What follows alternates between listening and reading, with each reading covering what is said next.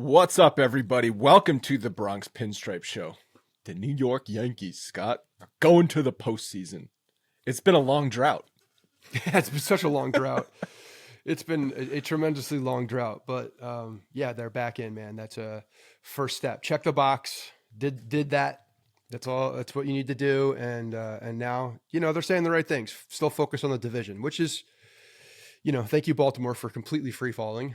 Thank you, Craig Kimbrell, for looking absolutely ridiculous by hanging done your arm. service, Craig. Yeah, and your job, stupid buddy. goddamn hanging arm. F off. It's funny. I saw kids. There were some older kids that hang around Kemp's baseball practices, like older brothers and such, and they were messing around while the kids were warming up. And I saw a couple of them doing the hanging arm thing, and I'm like, oh my god. Are there Orioles fans? Is Virginia? It's all over the place, but there are some Orioles fans that are around. But yeah, but how could you be an Orioles fan and then imitate Craig Kimbrell after? Because kids don't realize how bad baseball players are during the season. They just know that they play and that they're part of the team. The grand scheme of things. And usually they're asleep by the time the ninth inning rolls around. So, how many times are they actually watching him implode in real life? So growing up, if you played wiffle ball or whatever, the number one stance you would imitate was probably Ken Griffey Jr. with the little bat wiggle, right? And the little shoulder. What do you think today's game is for the number one stance imitation? Griffey was one. Gary Sheffield's also another Gary one Sheffield's because of the violence with the arm. And then the other one that we would do was Julio Franco, because he would go all the way over the head. Or Mickey Templeton. Bagwell, just basically squatting to take a dump. Yeah. That's harder to do. You got to be a little more flexible for that. You got to have a strong base. But yeah, today I think Judge where his hands are, are pretty unique. That's not that unique of a stance. It's recognizable. That's all it really needs to be. It's recognizable on Aaron Judge because he's gigantic. I just don't know if that's he does put his hands in a unique place to start the at bat, and then his hands go back and he loads. But I think it's recognizable. So I think that's anything that you can recognize, people do, and especially they're superstars. Ohtani, because he's got, Definitely. I think, a very unique stance. He holds his hands very high, and he's a freak. Did you guys see the day he had yesterday? Yeah, 6 for 6. I joked, that's a good month for Anthony Volpe. 6 hits, 3 homers, 10 RBIs. Has Volpe even had a 3-homer, 10 RBI month this year? I guess probably. The guy had 2 doubles at the same time. This is all in clinching the 50-50 season, which has never been done before. It's ridiculous what he's doing. I was surprised. I swear Bonds did that. He got very close a couple times. And you know who else got close? Alfonso Soriano. Oh, yeah. Soriano, I believe, missed it by a couple home runs, and that's it, when he was with the Nationals. Oh, really? Yeah, I think it was when he was with the Nationals. Maybe the Rangers. It was after the Yankees. Yeah, I don't remember him having those seasons with the Nationals. Rangers, yes. You look that up, Logan? But yeah, no, crazy day for him. At the end of the day, I think that baseball would be at its absolute peak if the Yankees and the Dodgers made the World Series and we saw that clash of titans, because it would be, and it would be a lot of fun, and I think baseball would absolutely love it. They'd probably go with some ridiculous hometown uniform, or would they wear the color rush jerseys? The color rush jerseys, something stupid. Let's just put our little rub on this thing to make it not as cool. But yeah, man, West Coast Yankees took 2 out of 3, won the series. So against some tough pitching, and they did their job by clinching, and obviously now the Orioles are in dead in their sights, and they're going to be playing them soon after a nice little Oakland Athletics. I don't even know what you call it. It's a series, but is it don't take the foot off the gas. Just finish the job. That way the Orioles series doesn't matter. I always hate when the Yankees play in Oakland because I feel like bad things happen. Just something about that stadium. I feel like the lighting in that stadium is awful. It's just that stadium I know is awful in general, but just appearance on TV, the lighting in that stadium just seems bad. I just feel like there's always something odd that happens at the Coliseum. I don't even know. Bad things almost happened in Seattle last night. Oh, down the right field Soto. line. Yes. I'm getting flashbacks of what's his face? Fowler. Dustin Fowler with just his knee exploding. Dustin or Dexter? Dustin. Dexter Fowler played for the Cubs and Right, the right, right. Cardinals, and yeah. But So Dustin Fowler, yeah, I said to you guys, like, that is, they're a millimeter or something away from a shredded knee on Juan Soto. Like, that was Yeah. so close to being a season-ending thing for him. yeah, it didn't look good. I was actually upstairs. We've been watching games in my basement, and Kemp was down here watching, and all of a sudden I hear, because I went upstairs for something, and I hear, "Dad, Juan Soto got hurt," and I was like, "Oh no." Because he's actually saying like real things now as a real person. It's kind of crazy, and he's like describing the play for me. I'm like, this is great. You know, What stop? What do you mean exactly? Yeah. Speak very slowly and clearly. So I ran downstairs and rewound so I could watch the. It was a great play. Tremendous play. You know, like something I want to see him doing in the playoffs. Well, yeah, that's the thing. You saw Boone talking to him, and even Michael Kay was like, hey, don't be a hero. It's okay if you want to sit the rest of this game out. After the Boone said that Juan Soto will get an x-ray just to make sure he's okay, but he thinks he'll be fine. Soto said his knee is pretty good, but a little stiff after some icing. Wouldn't surprise me if he sits Friday in Oakland, just for precaution. Like realistically, why not? I know you're eyeing the division. We'll talk about the standings in a second.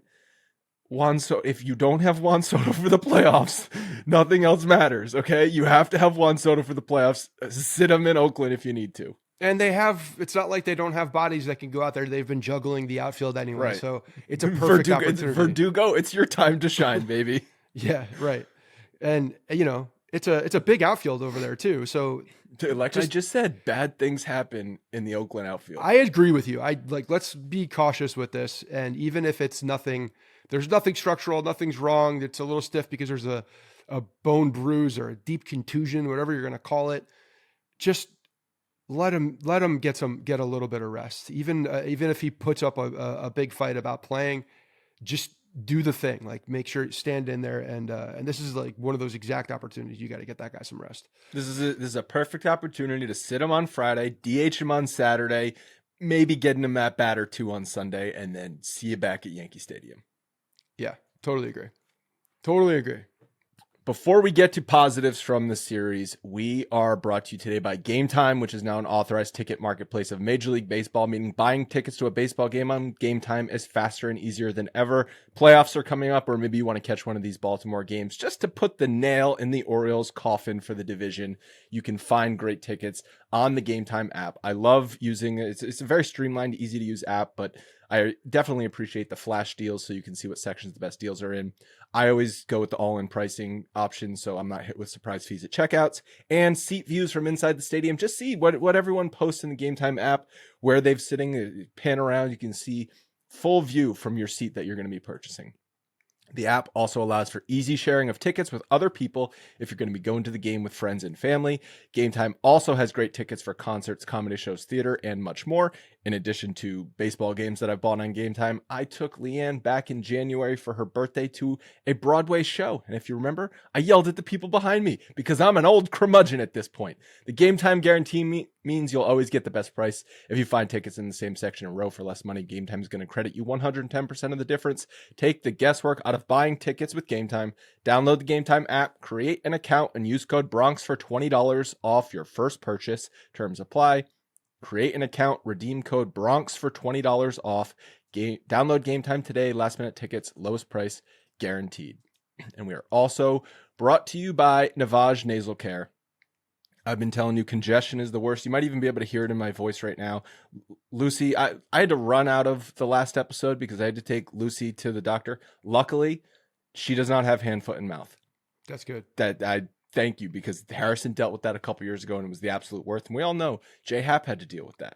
Remember? Yes, he did. We were mocking Ja Happ, and then Harrison got it. I no longer mock people who get Coxsackie because that stuff is bad.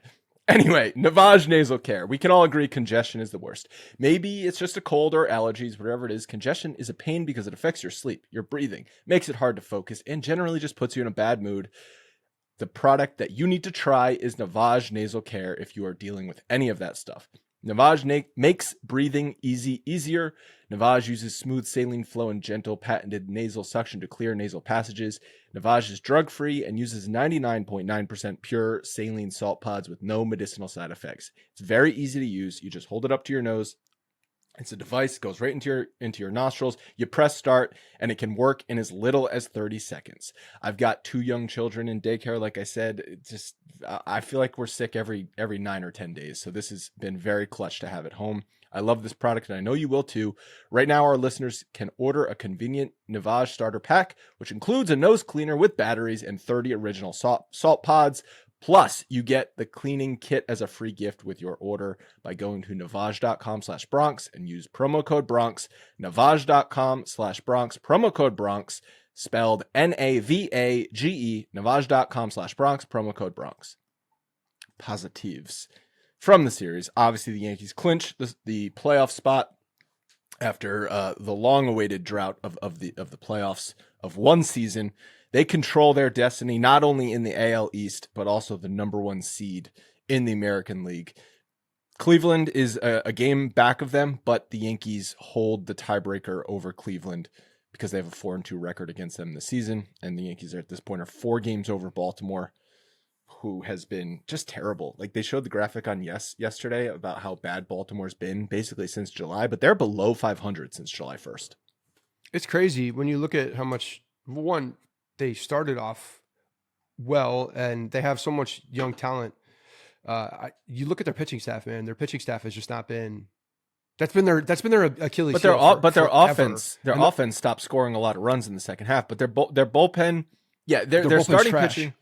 Their starting pitching had been really, really good in the first half. Their bullpen had always been struggling. They were like, are they same issue the Yankees were having? Mm-hmm. Who are you going to acquire at the deadline? They didn't really make any big moves at the deadline to add to the bullpen. Even though we talked about if there's one team in the league that had the prospect capital to spare, it was the Orioles, and they didn't. It was a huge mistake on their part, actually, because of where they are talent-wise, and the fact that they have so much young talent on the offensive side too. Just the fact that you don't bolster your team in a situation like that is wild to me. But I'm glad they didn't, because if they kept up 75% of the pace that they had in the first half, 65% of the pace, this would be a very different podcast right now, because the Yankees gained a lot of ground while being relatively mediocre in the second half, which is crazy. The Yankees even went through a long stretch there too, where you think about through the month of July and most of the month of August, the Yankees, when did we do that podcast where we talked about their last 81 games, they were 500? Wasn't that long ago. No. It's like 2 weeks ago. But the Yankees were still right there neck and neck with Baltimore, because Baltimore was struggling even more than the Yankees. Yeah. No, agreed. I tip my cap to the Baltimore Orioles for doing the thing, but I'm curious to see. The fact that they released Craig Kimbrell just speaks volumes, I think. And he had a fraction of the amount of blown saves. 7 blown saves. Clay Holmes. Here's the thing with him, though. He's well past his prime, doesn't really have any upside at all. He's just old and not good anymore. So it's a different story than with Clay Holmes, where Clay Holmes is, you see the potential in there. It's not like he's over the hill. He's in a position where he should be much better than he is. So I get it. But it was surprising to see. Yeah, just quick correction. The Yankees are a half game up on Cleveland right now, because the Yankees lost yesterday. So they both have 89 wins, but the Yankees have one fewer loss, which is always better to have the loss column rather than the win column. And if they finish tied, the Yankees have the tiebreaker against Cleveland. So they control their destiny for that number 1 seed. If you think that's important, I mean, I'm sure Yankees front office would say it's a crapshoot in the playoffs. Just get a ticket to the dance and see what happens. But you're in position. Why not? Yeah, Logan? You guys, I mean, it's worth talking about. If they were the 2 seed, they'd run into the Astros a round earlier. Oh, right. Better or worse. Well, that's the thing. What's better? Do you want to face the Astros in a 5-game series or a 7-game series? I want a 7-game series. I want it in the ALCS. I don't want anything diminished. I need the whole kit and caboodle. And them to be the home seed for once. Well, they were. The Yankees were the home seed in 2019.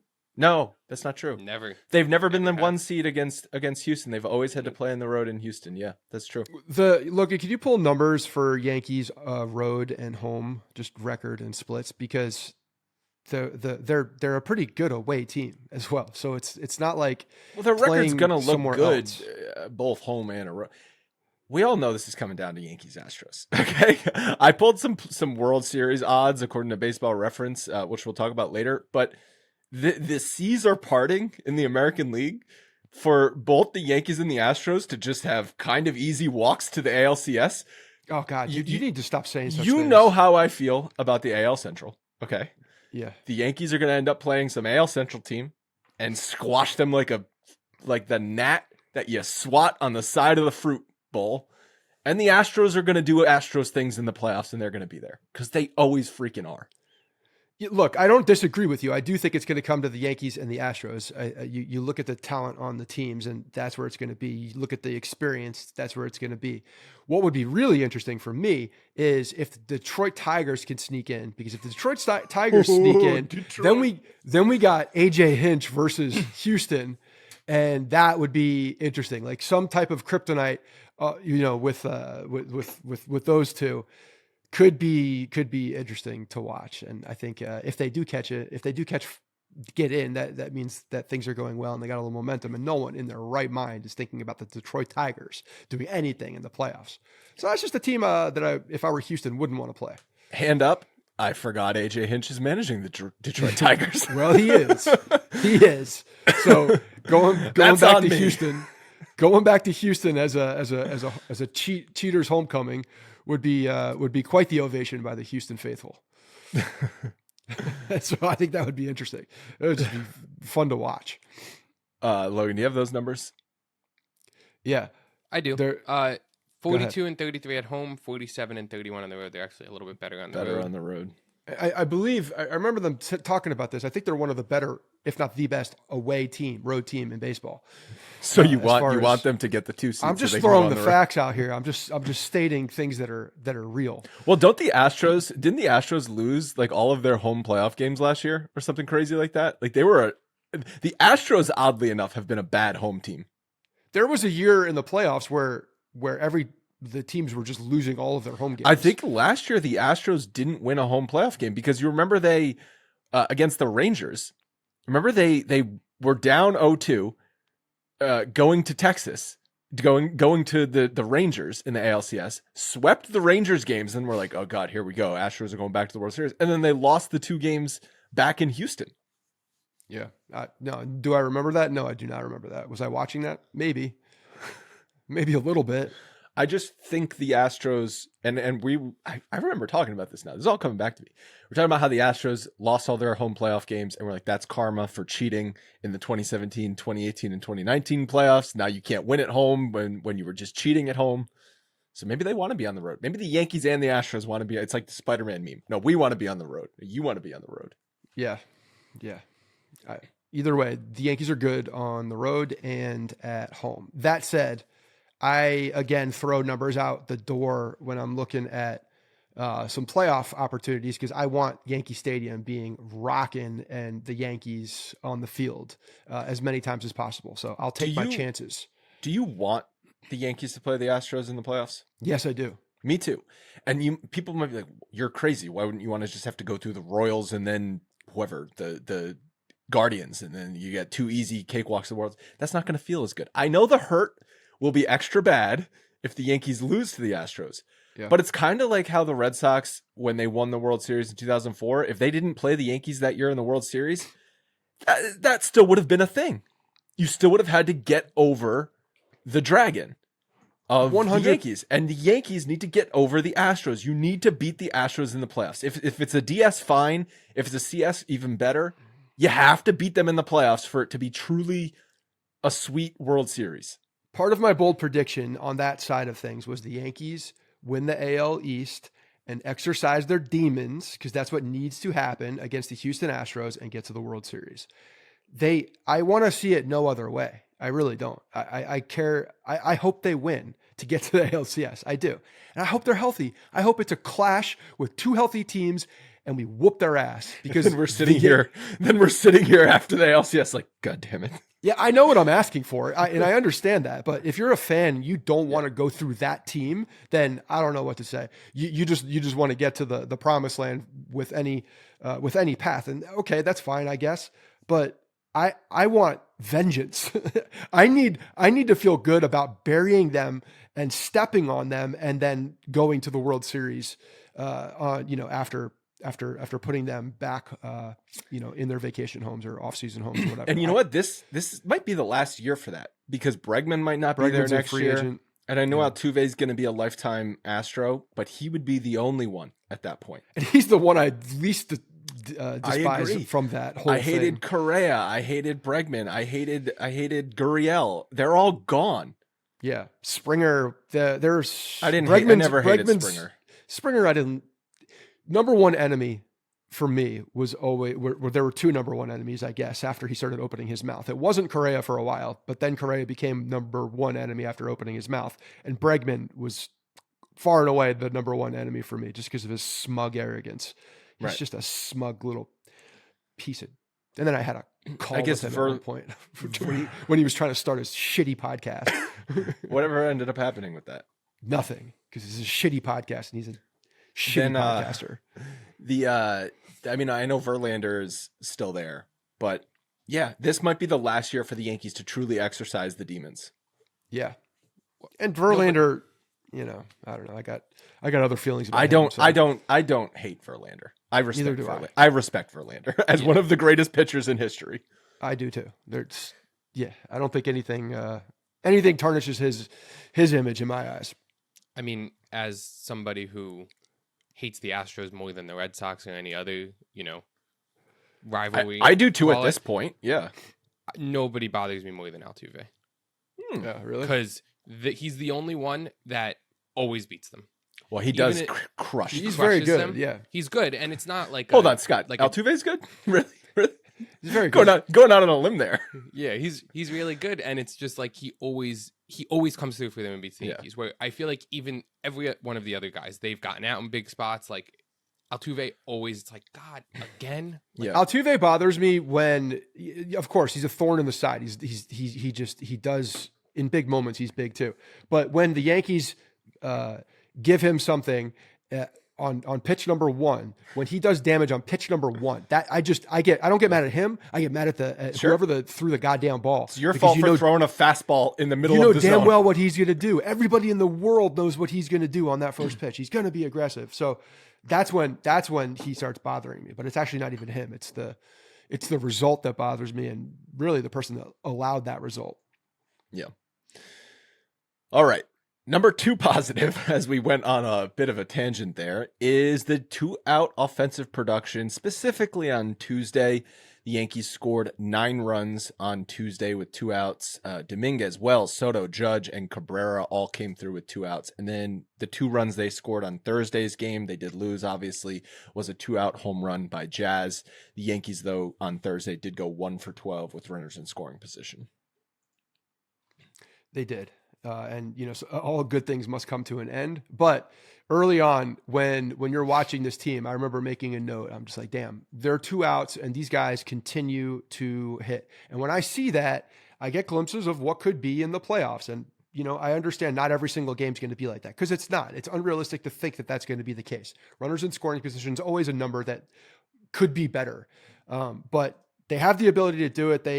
I believe they have the balance on the lineup to do it.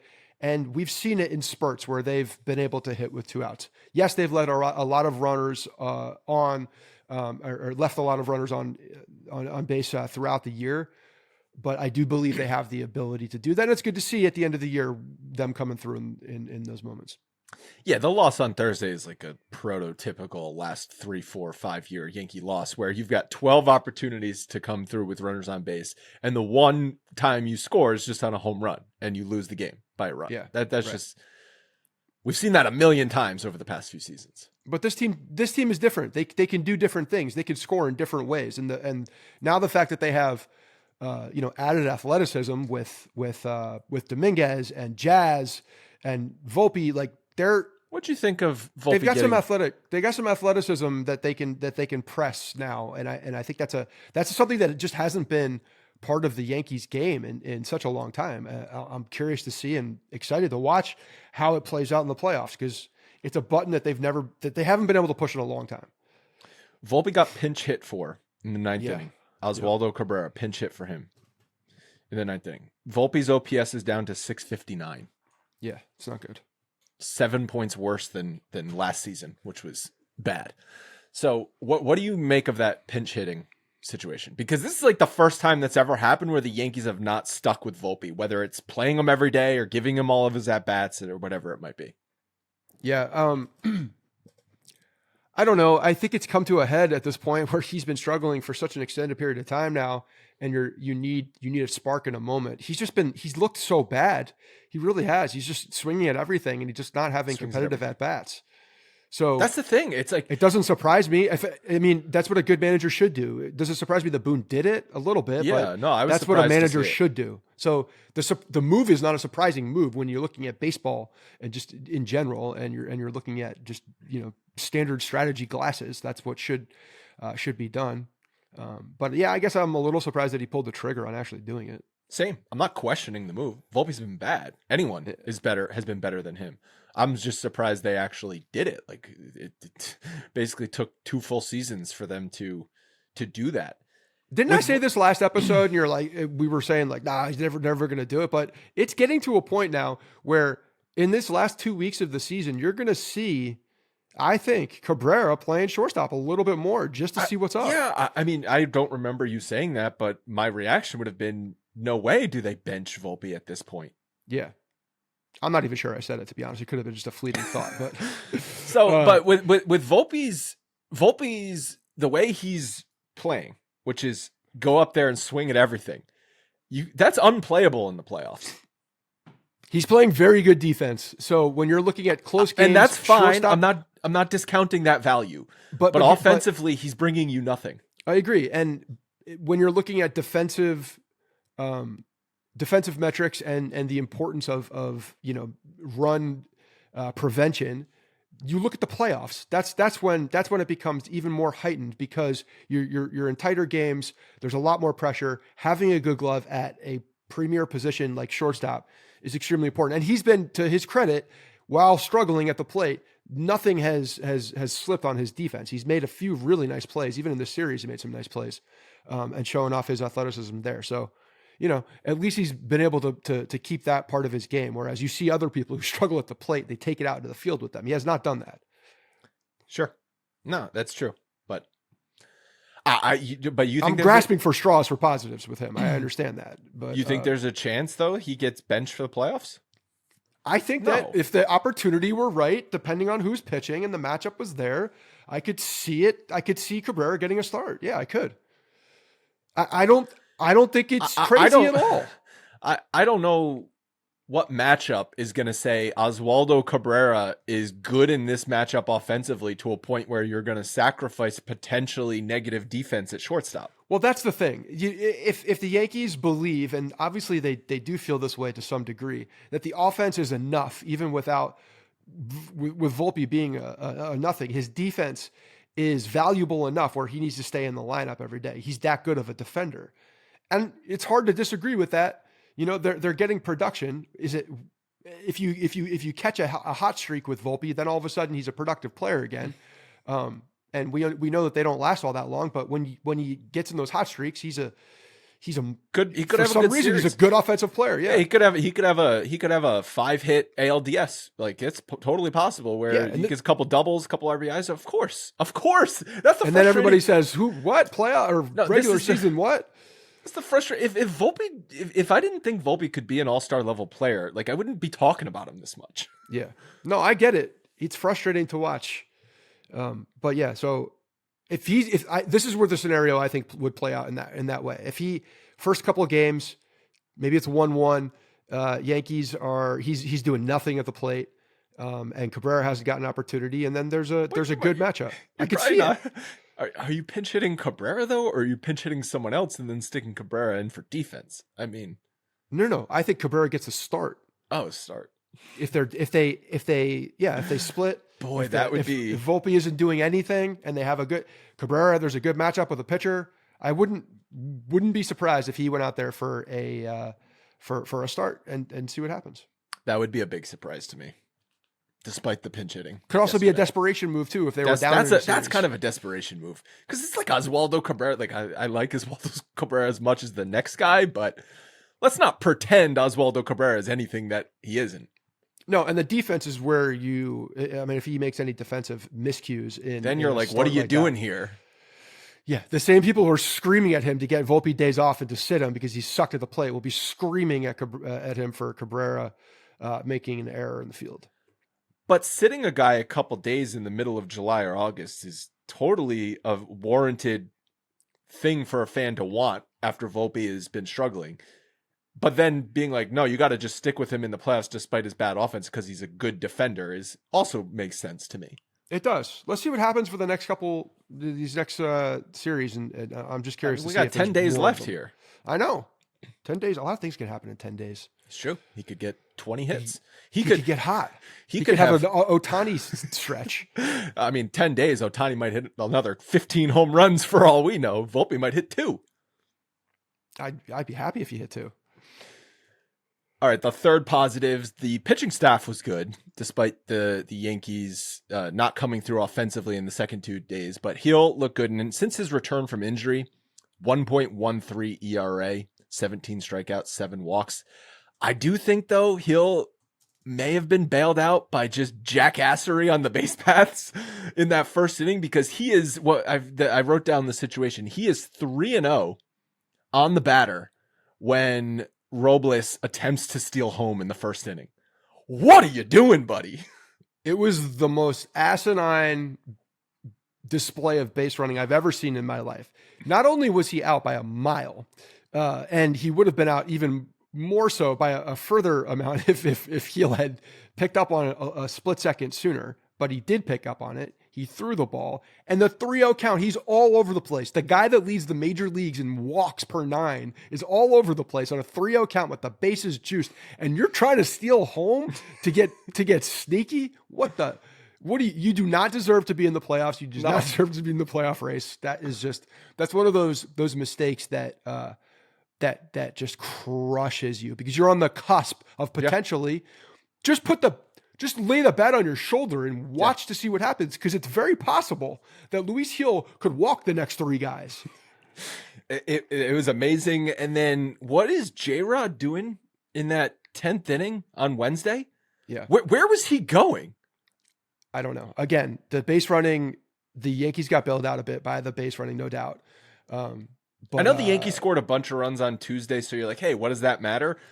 But like you just said, there's not that far-fetched of a scenario where Heel doesn't get out of that first inning because he can't find the plate.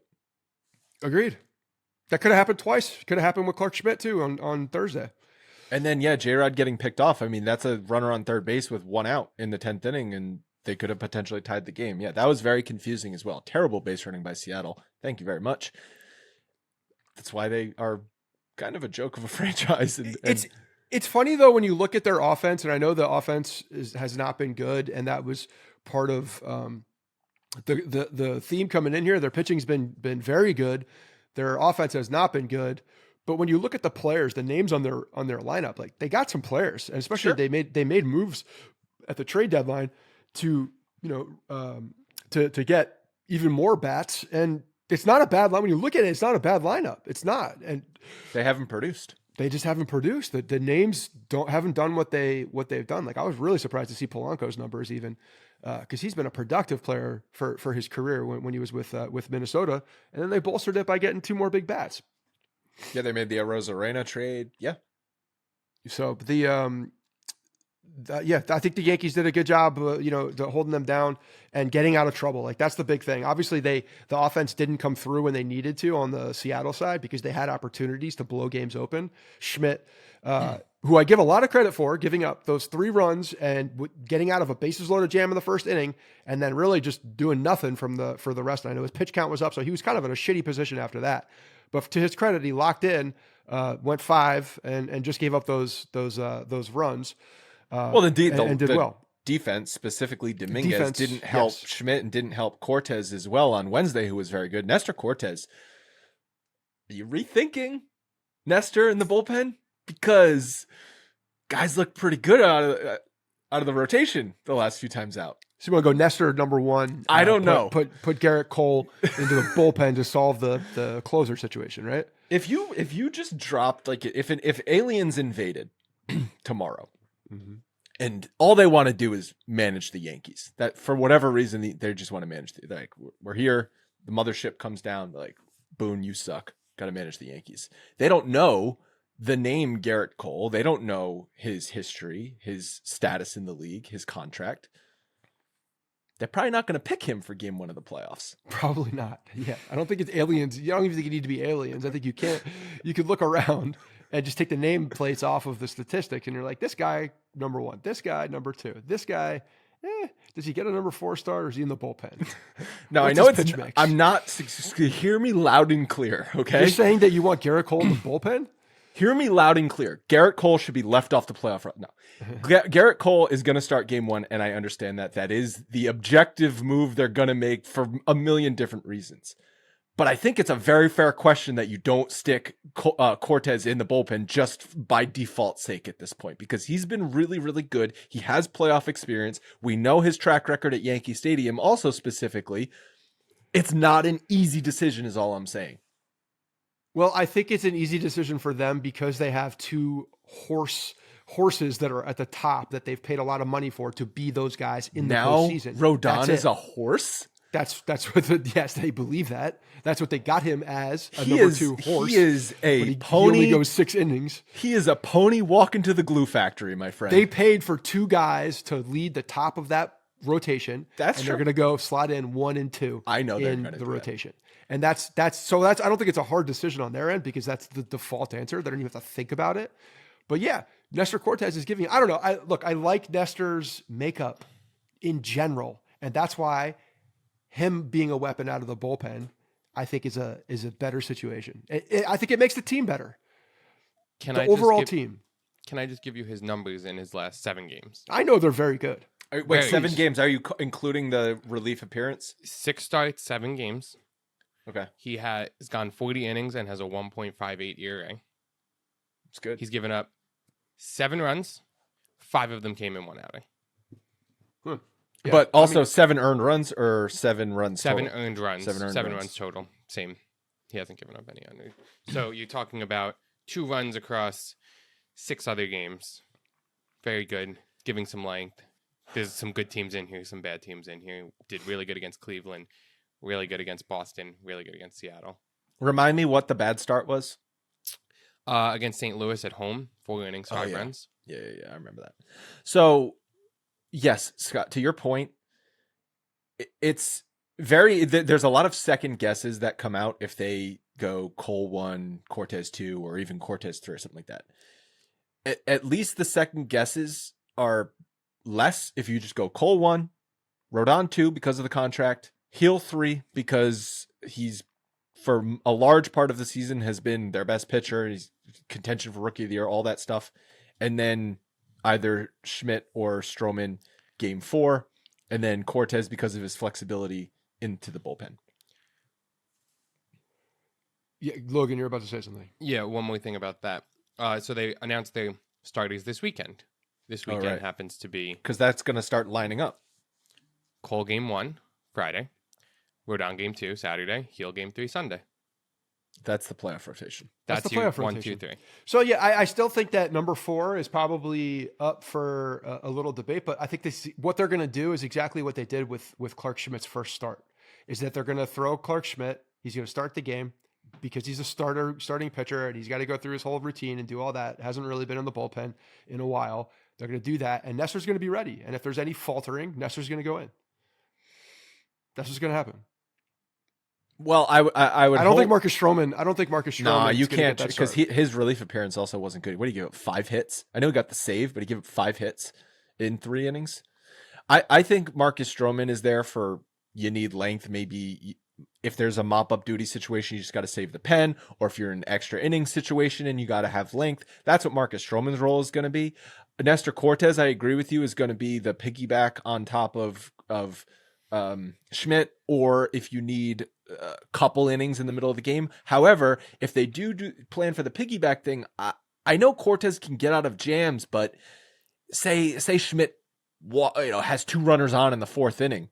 Are you going to Nestor there, or are you going to a short inning reliever and then bringing Nestor in a clean 5th? Well, I mean, I'm not saying there has to be an exact handoff. There could be a bridge, absolutely, for a situational thing. But yeah, you start that next clean inning probably with Nestor. And look, I mean, you're saying it's a definite, but I think in a short series, 5-game series, it's not a guarantee that Stroman's on that roster. But then you're asking, okay, who's better, Stroman or someone else in the bullpen? Like, all right, well, let me go to the final statistic in our number 3 positive about the pitching. The bullpen in this series, 11 innings pitched, 1.64, 11 and almost 11 and a half strikeouts per 9. Here's the number that scares the shit out of me: 5.73 walks per 9. That's the number it's been all season. I know, but they're limiting damage, and I know. We've been screaming from the rooftops that this bullpen's not good enough. It's just not good enough. And I still don't believe the talent's there. They're not a very good bullpen. They've been performing much better recently. Ever since Clay Holmes got yanked from the closer spot, the entire bullpen has stepped up and been pitching well. Hopefully, I know that we hit on news and notes later, but Cousins coming out with pectoral, uncomfort. They're not going to even discomfort. send him for no tests. Yeah, whatever. Like, what's that going to do? Do you think they care about Jay Cousins or what his long-term it's just funny prognostication is? It's just funny. It's just like they're obviously sending Soto. Can for you tests. throw? Yeah. Okay. Cool. You can throw. We believe you. If your velocity's there, we believe you. Does he get hurt in the middle of it? I love their decisions though to do tests on a guy or not do a test, as if they're like budget, like, oh, we got it. We only got 2 tests left. We got 2 tickets for testing left this season. We can't waste one on Jake Cousins. Like, what are you doing? Just get a test done. Yeah, well, maybe they don't. I don't know. Look, Juan Soto, I understand. Test it at any point. Always test. Juan Soto, you test no matter what. Well, we were joking. He's that important. Jake Cousins, you're like, can you throw? Is your velocity at the place where we need it to be? I mean, it was a good slider that he threw to get the strikeout, even when his pec was hurting him. Pectoral seems like something that's going to be hard to pitch with. Yeah, well, maybe you just slept on it wrong. You know what I'm saying? Like you could get a little bit of a uncomfortable pec, and then you wake up the next day and it's fine. And it's Jake Cousins. You're like, the bullpen. Again. Yeah, I mean, to your point, the bullpen. I mean, look at the ERA. Look at the strikeout numbers. Those are good. The walks are not good in this series. I still think the bullpen is a very much roll of the dice situation. I am not saying that I have full confidence in this bullpen. I am not even remotely close to that. I mean, I don't know how anyone could say they have full confidence in this bullpen. Like, no, well, when the you look at bullpen the numbers, is the scariest thing. No, the bullpen is the number one scariest thing going into the playoffs. You want to talk yourself into whatever playoff rotation they come up with, full confidence in that. Sure, a healthy lineup, full confidence, especially in the top of the order, which has been performing. Sure, bullpen. No, you cannot talk yourself into full confidence in this bullpen. And that is exactly why someone as dependable as Nestor Cortez will be available out of that bullpen. He's going to be dependent on. I think he's going to be, if the Yankees make a long run here, I think Nestor Cortez is going to be one of those like unsung heroes that a lot of people probably forget about, but he comes up in big moments, gets big, pitches big innings and kind of passes the baton. Whereas if he weren't there, the Yankees would have to mix and match 3 guys to get through that same type of production. So I think he's a really important cog in this whole thing. If they're going to make a deep run, he's an important piece. And maybe he's pitching a little angry. Good. And he's not, he hasn't, it's so funny because when he made these remarks about being regulated to the bullpen, he hasn't been back in the bullpen since. That was he's been one back time in the rotation. I know. Well, but they keep bringing it up. Like he's all mad that he's in the bullpen. I'm like, he's in the rotation right now. But we talked about this stretch because of the off days they have the 6. This now the final stretch here is when they're going to go back to 5-man rotation, lining up for the playoffs. Yeah, and it's also, we were chatting about this before. It's lining up that they're going to have the whole week off leading into the DS.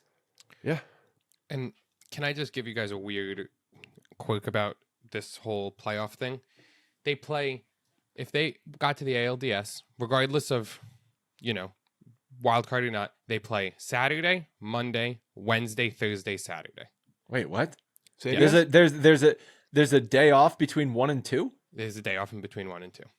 What the hell?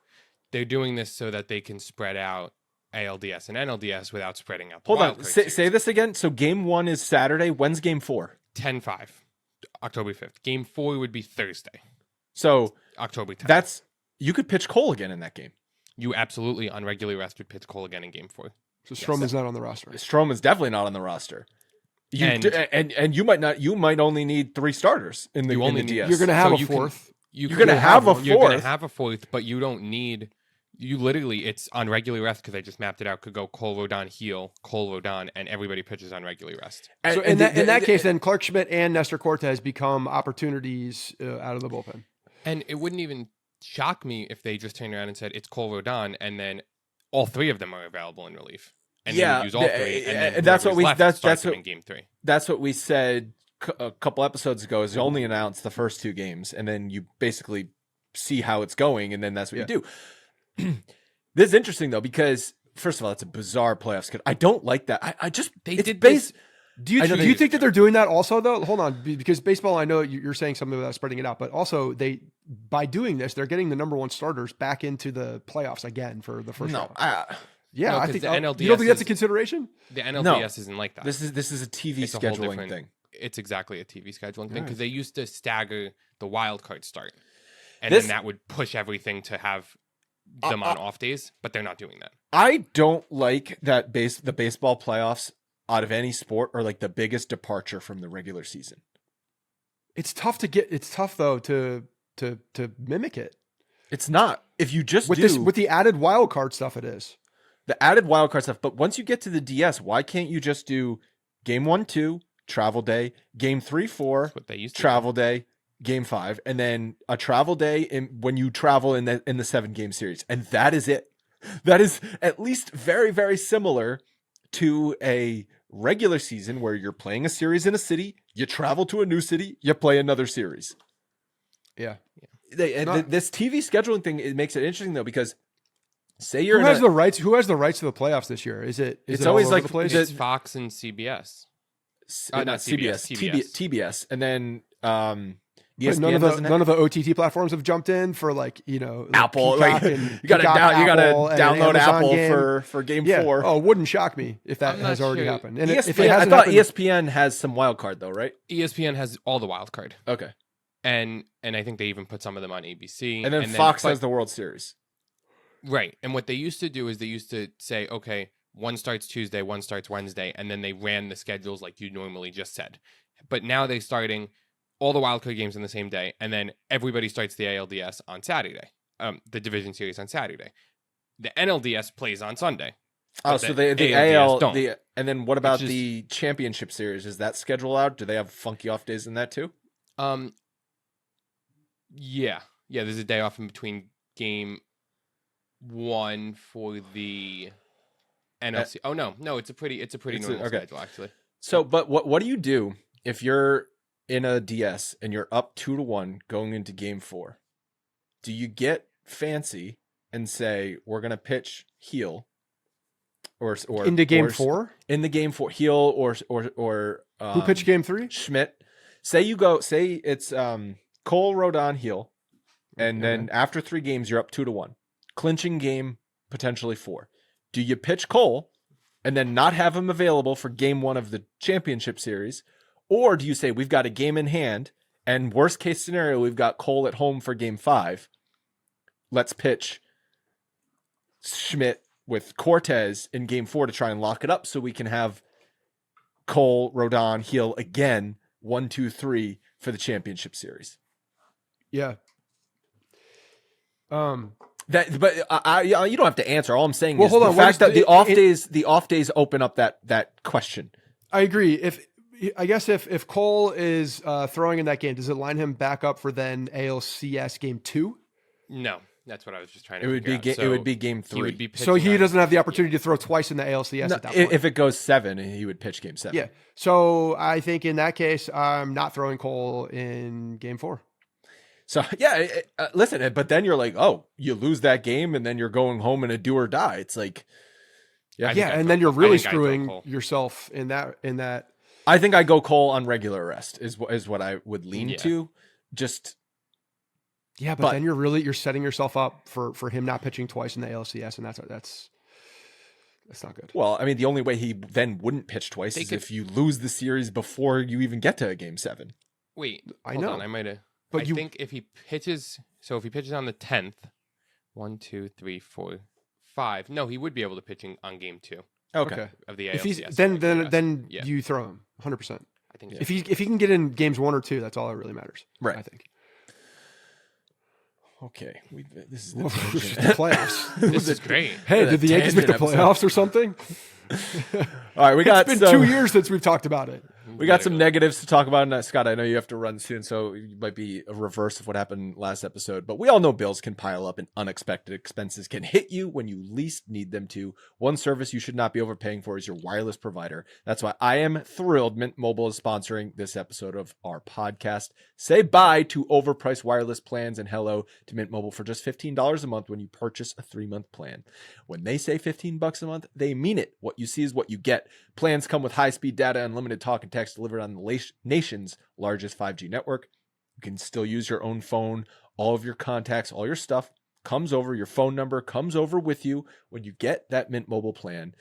It's very easy to transfer over. It's an amazing offer. I know you're going to love it. I know people who have used it and said this is so easy and so affordable. To get this new customer offer and your new 3-month premium wireless plan for just $15 a month, go to mintmobile.com/Bronx. Again, mintmobile.com/Bronx to cut your wireless bill to just $15 per month at mintmobile.com/Bronx. It is $45 upfront payment required, equivalent to $15 a month. New customers on a first 3-month plan only. Speed slower above 40 gigabyte on unlimited plan. Additional taxes, fees, and restrictions apply. See Mint Mobile for details. Also, last but not least, Babbel.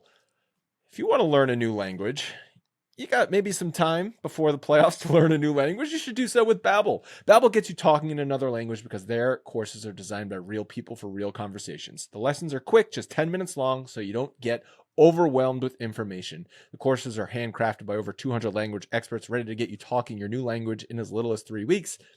So, like I said, by the time the Yankees are playing that ALDS series, you could be speaking Spanish or Italian or Canadian, the French kind. Babbel also has cool features called speech recognition technology, which helps you improve your pronunciation and accent. Everything Babbel is going to teach you is for talking like a local in the new language, which I think is awesome, especially if you've got an international trip coming up. With over 16 million subscriptions sold, Babbel's 14 award-winning language courses are backed by a 20-day money-back guarantee. So there's no pressure. You can try it out, and if it's not for you, then you get your money back. Special deal for our listeners right now, 60% off your Babbel subscription at babbel.com/Bronx. 60% off at babbel.com/Bronx, spelled BABBEL.com/Bronx. Rules and restrictions apply. Let's fire through these negatives quickly. Stanton was out of the lineup the first 2 games. Boone said for matchup reasons. And Stanton's been bad recently. His last 7 days are good, but it was only 12 plate appearances in his last 7 days. His last 14 days, he's hitting 154 with a 489 OPS. His last 28 days in 78 plate appearances, he's hitting 203 with a 775 OPS. So they face 3 right-handed pitchers, all with good numbers. And all with good numbers against righties this week. Brian Wu had a 533 OPS allowed against righties. Bryce Miller, a 518 OPS. And then Logan Gilbert, a 561 OPS. Like, all of those are tough against right-handed pitching. So my question is Stanton like a matchup dependent thing for the playoffs? I don't know. I think it's hard to tell at this point because of the struggles. And I think that they're getting him just like making sure his body is in as good of shape as humanly possible for the playoffs. I think for Stanton, above all things, like I need him feeling great.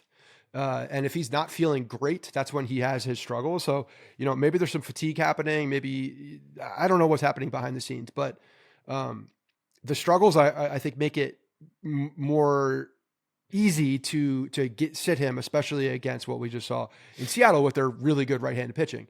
But again, like I think that at the end of the day, like number one priority for Giancarlo Stanton going into the playoffs, feel great about your body, feel very good. You're going to have those 5 days off anyway. So whether you're playing and you're feeling, you're on a hot streak or whatnot, like those 5 days are going to take care of that. So I think at this point, just like make sure that he's really healthy, feeling great, and at his best opportunity. So I don't think that he's going to be necessarily a matchup guy. I think you're going to see him in there unless he's got terrible numbers against someone. But there's who's out there right now that you could even say that in the American League. No one really. Well, that's the thing. That I was would like, be what is the matchup that Boone was referring to? It's obviously just tough right-handed pitching, but like that's. I think it was just consistent for Seattle is what we saw. It's tough right-handed pitching, but you're sitting him 2 out of 3 days though. That's the thing. You want to sit him one of the days because it's like, well, you got three tough righties in a row. We don't know, but like, so you're sitting him 2 out of 3. So what if you face tough right-handed pitching in the playoffs, which you're probably going to face because that's pretty much every team in the playoffs. So you're sitting Stanton most of the time because if you do, and he's struggling, okay, fine, but you're also sitting a 963 OPS player in the playoffs. I think it's more about getting his body in a optimal shape as he possibly can. That's what I think. And that the right-handed pitching is just like it's an easy one to point to. All right, the next negative was Dominguez's defense this series, which he misplayed 2 fly balls. The fly ball in center field, which he just overran, like looked like he just didn't see the ball or something like that. He lost it at the last second. He looked back at the wall and then looked back up and didn't see the ball, and he overran it. And then I think on Thursday, did he lose that in the sun potentially? I think he had. So this is what I think here. Like I think this is a non-story. I think that I'm not even non-story. He dropped 2 fly balls. Like I know, but I think he had a tough time in Seattle for whatever reason picking up the ball. Pacific Northwest, just not. Yeah, what do they call it? The wind from the water that comes in. There's like a something. It was sunny, and it's not normally sunny. But do you remember what was there's something in Seattle, but there's like a unique wind that comes off the northwest. I don't know. It was called something. This came into play a few years back, but I don't know. I'm chalking it up to him not playing there being some weird glare, and he just had a hard time doing it. You could tell that he was befuddled by the situation. That to me, that is not like an ability thing. I think that he just ran into some bad luck with where his eyes went and trying to track a ball. That's what I think. Who knows if he's going to be a plus defender or not? The scouting reports on him in the minors were he is an above average major league defender. He was graded 55, which is better than average for major league defensive. Those 2 balls, that's nothing to do. If you're in the major leagues, you can catch fly balls. Okay. Yeah. So like that was clearly something else going on. Situational. Yeah. Something going on with the circumstance. Not just, he doesn't get good jumps on the ball or he doesn't read the ball well or something like that, where it's like you're a bad outfielder because you have limitations or you're slow or something like that. Like, no, this is just, he dropped 2 balls that are like 100% catch probability, basically. This is where equipment guy needs to step in and say, here, Jason. Eye black, these glasses will help you with the glare, like whatever it is, just do something to remedy that. I feel like equipment guy can really step in here and be a big hero. Last negative, our guy Clay Holmes. Lucky number 13 on the season, allowing a home run on the spinningest of spinny sliders in the middle of the plate you ever will see to blow the save.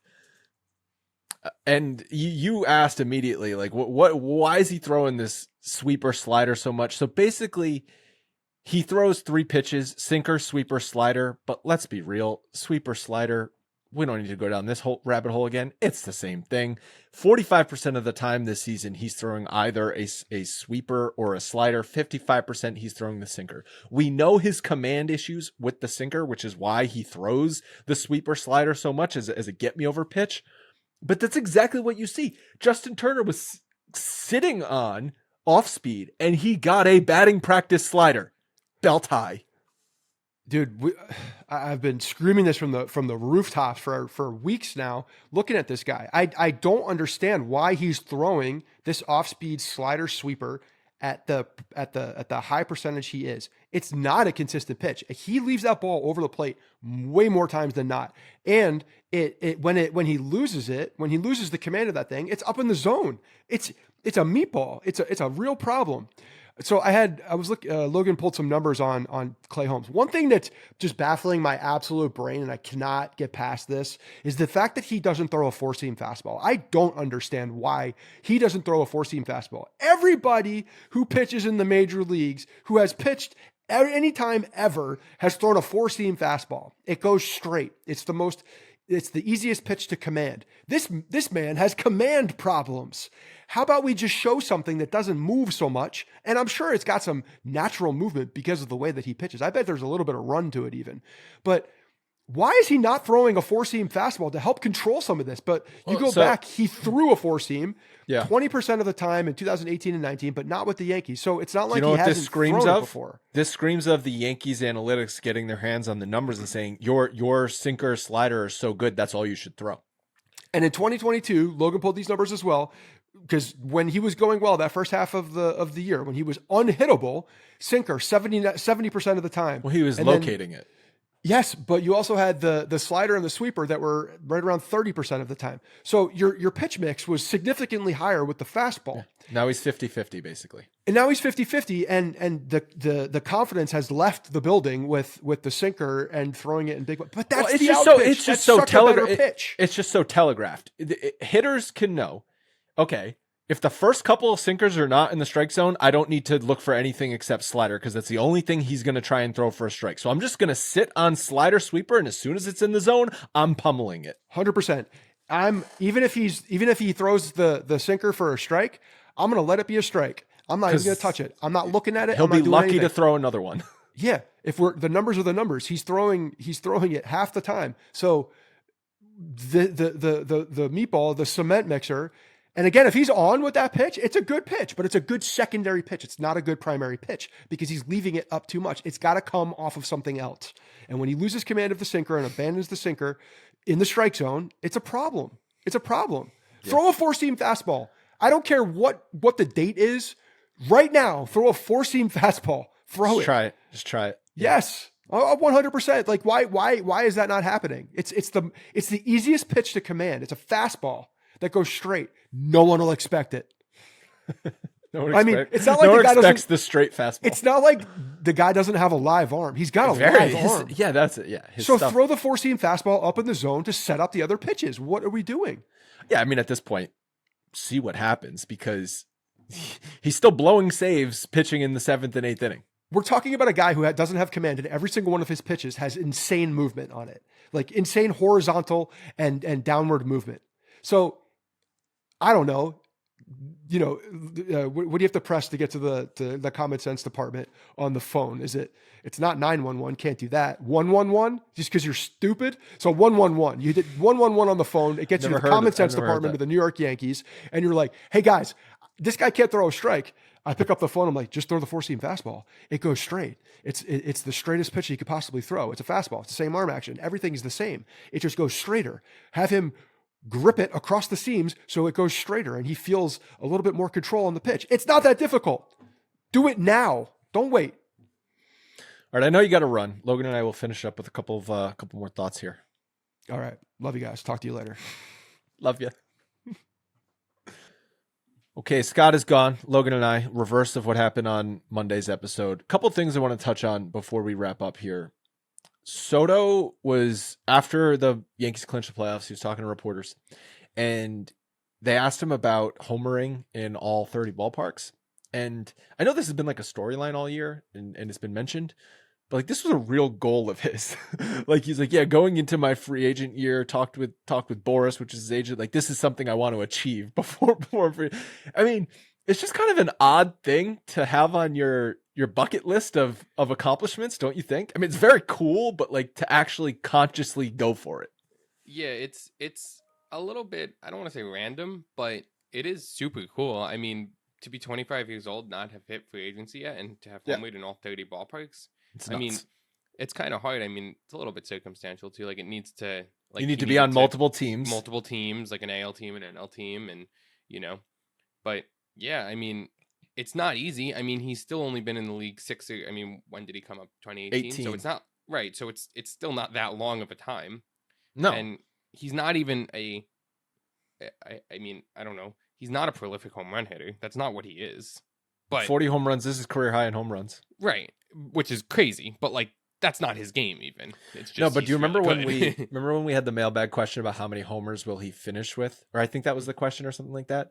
And like guys come into their power 26 through 32 years old. So it's not unrealistic to see him hit mid 40s, maybe even 50 home runs in the next few seasons because even though he's never done that. His next like 4 to 5 years are going to be so worth whatever the contract anybody gives him.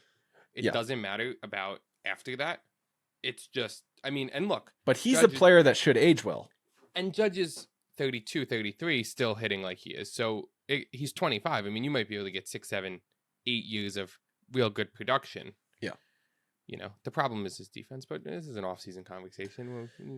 I know the defensive, well, here's the thing. If the Yankees sign him, you're going to stick him in right field, which is like, well, then Judge, he's not going to age. We talked about Judge's center field defense. He's not going to age well in center field. So do you move Judge left field full time?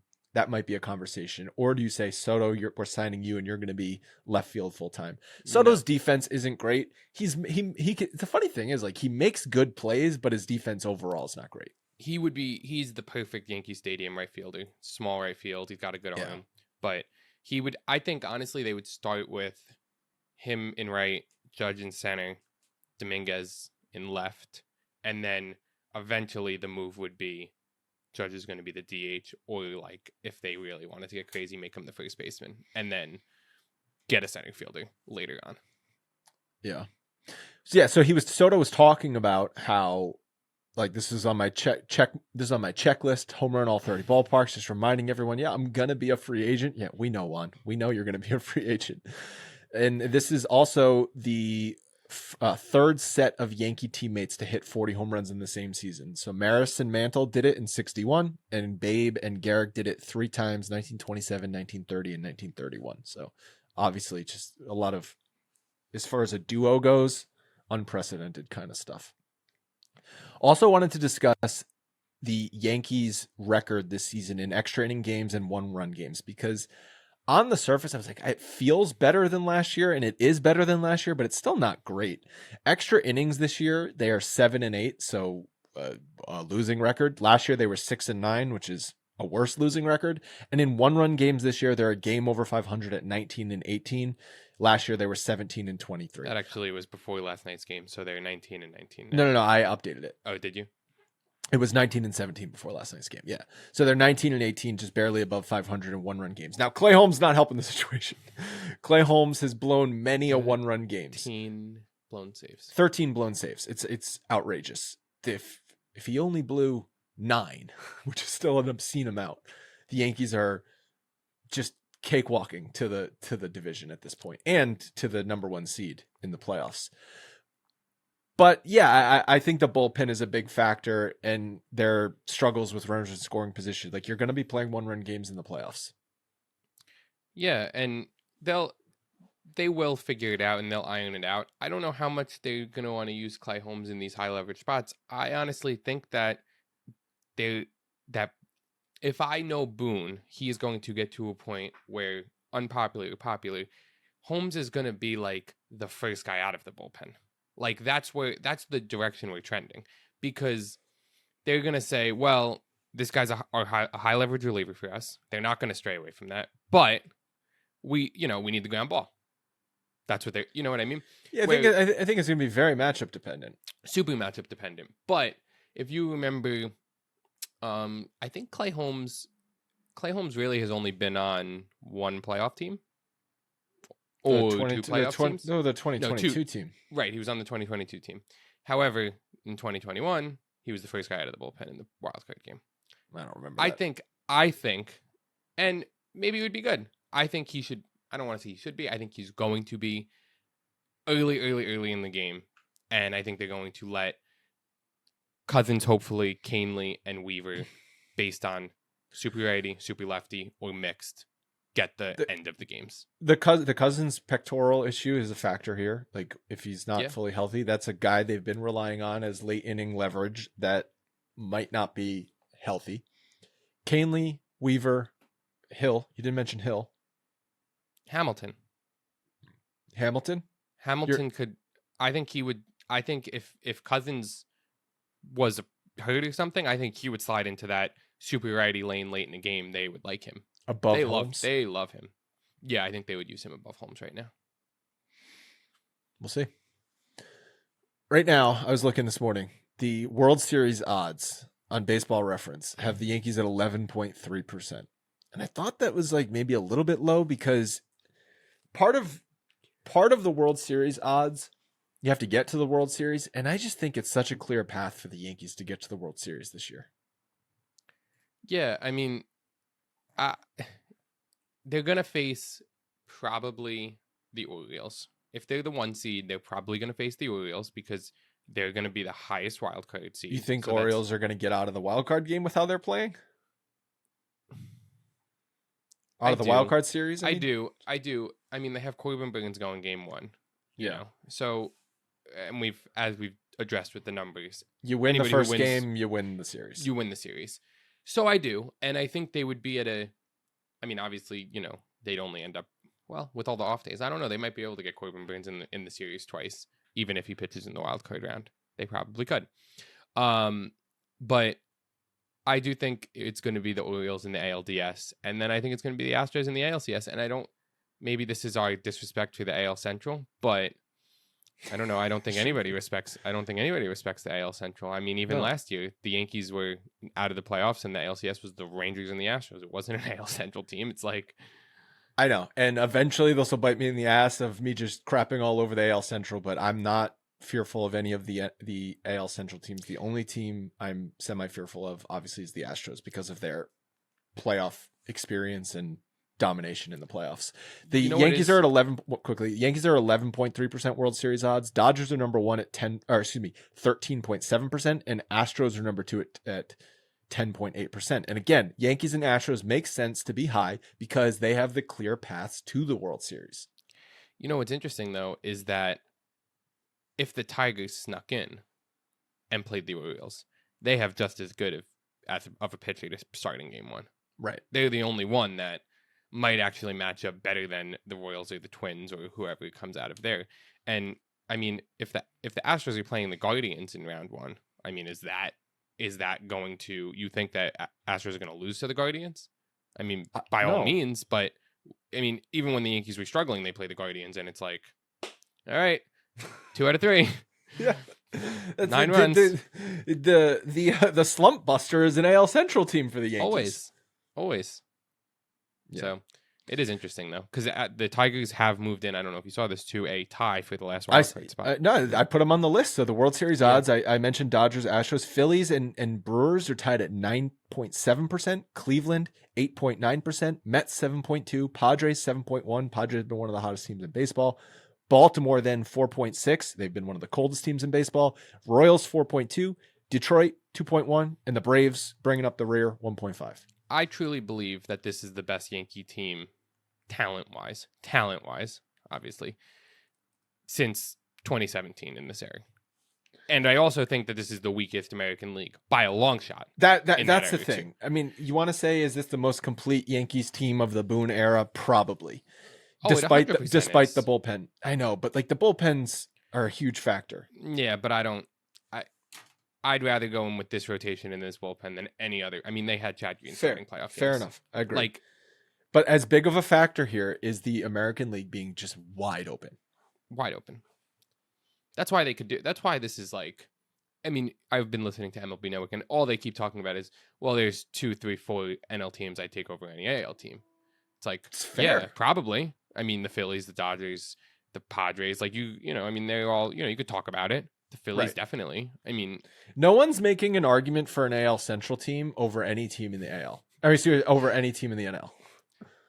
Yeah, it's just the Yankees have a chance, a really good chance, especially it seems like they've hit the go button and they've started to play well. I truly believe that the bullpen, I mean, we just listed a lot of names. If you're going to go into a short series and have Heel, Stroman, Schmidt, and Cortez also available in the bullpen in some capacity, I mean, Schmidt and Cortez have both relieved before. Like they've done it, and they can do it. The off days are a complete wild card here. Wild cards are a factor here and a positive for the Yankees because you don't have to overuse guys in a DS series. Put it like this: in 2022, the Yankees made it through the first round with 2.5 relievers. I mean, it was Clay Holmes and Wandy Peralta, and I couldn't even. I think Lou Trevino was hanging around. They played a 5-game nail biter against the Guardians with 2 relievers, right, and no starting pitching. I mean, Clark Schmidt tried to close the game. Remember, we were screaming at the TV. Clark Schmidt was coming out of the bullpen.